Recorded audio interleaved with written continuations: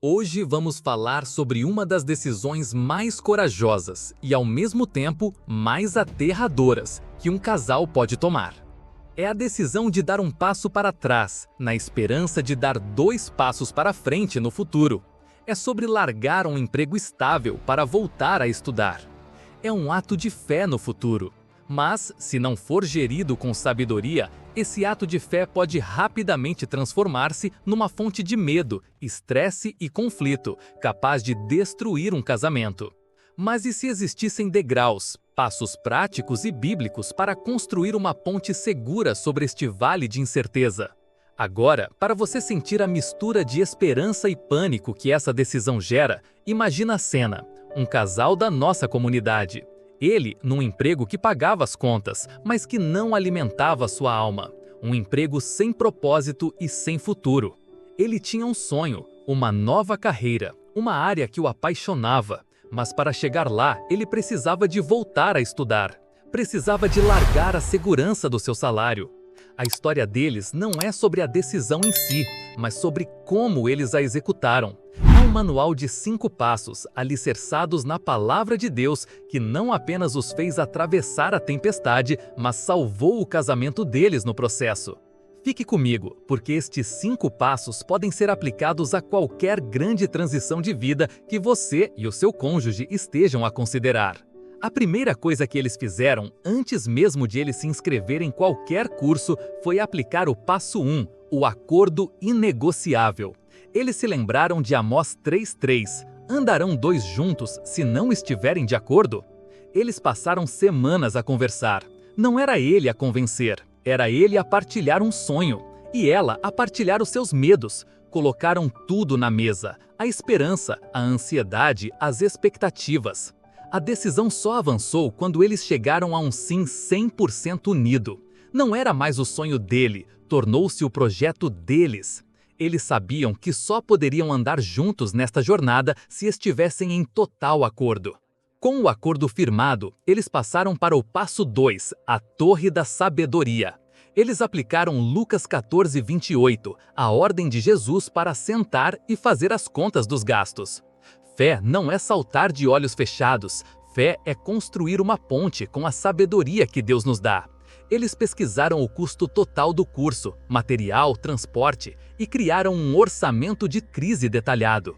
Eles listaram como viveriam com apenas um salário, cortaram todas as despesas não essenciais e, o mais importante, eles trabalharam e pouparam por 6 meses para criar uma reserva de emergência antes de ele pedir a demissão. Eles calcularam o custo da torre. Quando ele finalmente largou o emprego, a temporada de escassez começou. E para sobreviver a ela, eles implementaram o passo 3, a reunião de poder. Eles se apegaram a Mateus 18:20. Onde estiverem 2 ou 3 reunidos em meu nome, aí estou eu no meio deles. Eles estabeleceram uma rotina inegociável. Todas as noites, antes de dormir, eles tinham a sua reunião de poder. Apenas os 2. Oravam juntos, partilhavam as dificuldades do dia, apresentavam as contas a pagar a Deus. Essa prática diária impedia que a ansiedade criasse raízes. O medo era exposto e entregue a Deus todas as noites. A presença de Jesus no meio deles tornou-se a sua verdadeira fonte de segurança. Mas fé e oração precisavam de ação. E aqui entrou o passo 4, a alma diligente. Eles viveram o princípio de Provérbios 13:4, que diz que a alma dos diligentes se farta. A diligência dele era estudar com afinco, tratar os estudos como seu trabalho em tempo integral. A diligência dela era gerir o orçamento com uma sabedoria incrível e, para além do seu emprego, ela começou a fazer trabalhos de tradução online à noite para gerar uma renda extra. Eles não ficaram parados à espera da provisão. Eles trabalharam com diligência, confiando que Deus abençoaria o esforço das suas mãos. E ele abençoou. Pequenos trabalhos extras apareciam. O dinheiro, embora contado, nunca faltou para o essencial. Mas a jornada era longa e cansativa, e o maior perigo não era a falta de dinheiro, mas a entrada do ressentimento. E foi aqui que o passo 5, o companheiro que levanta, se tornou vital. Eles se apegaram a Eclesiastes 4:9-10. Houve dias em que ela chegava exausta do trabalho e sentia o peso de ser a única provedora. Sentia uma pontada de ressentimento. E em vez de deixar aquilo crescer, ela partilhava com ele.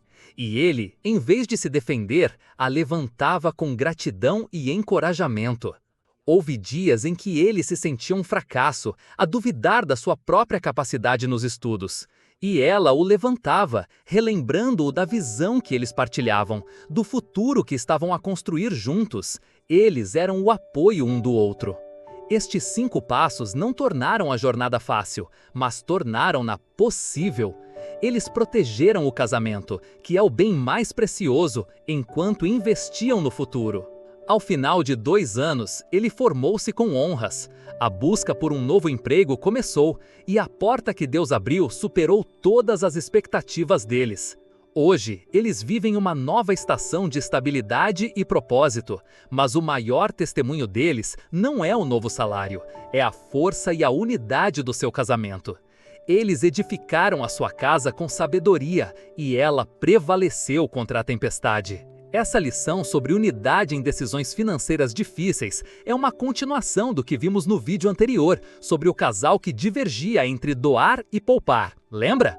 A esposa queria doar, o marido queria poupar, até este método unir os dois.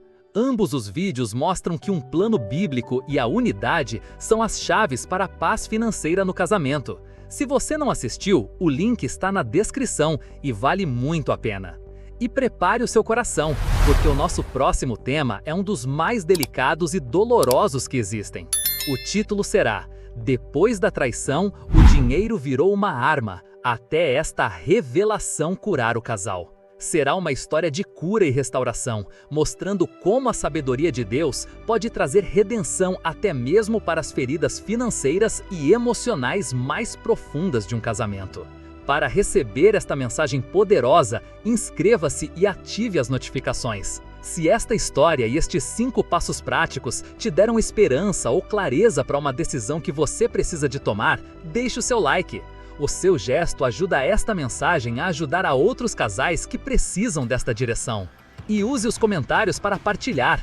Você já fez uma grande transição de vida em casal? Qual foi o maior desafio?